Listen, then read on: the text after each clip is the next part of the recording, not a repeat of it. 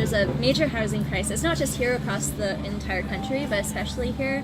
So half of all Californians are rent burdened, which means that they pay more than 30% of their income towards housing. A third of Californians are extremely rent burdened, which means they pay more than 50% of their income towards housing. So Prop 10 is a repeal of a law from 1995 called Costa-Hawkins, and Costa-Hawkins put essentially a ban on rent control in California. Prop 10 doesn't create rent control. Prop 10 gives local communities the option to have the conversation and make the decision for what's best for the local community. We have a vacancy rate in Isla Vista that most years is below 1%. That means of all the housing units available, less than 1% of them are available to rent because there are so many people taking up all of the spots. And so that creates a situation where in the market, the landlord has the advantage because now you as the renter are one of many people who could just replace you.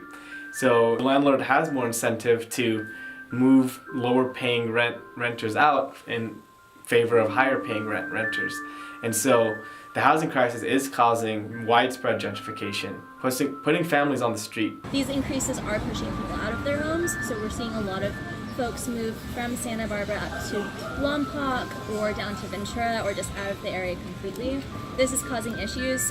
We don't have enough workers because workers can't afford to live in the cities that they work in.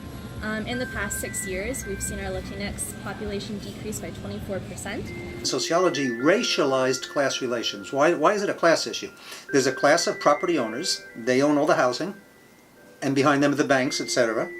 And then there's a class of people, which is the vast majority, we call them more sociologically the working class, that doesn't own their own property, and so they have to take a part of their income, assuming they have it, to pay for rent to the owners of that property. So it's a class issue.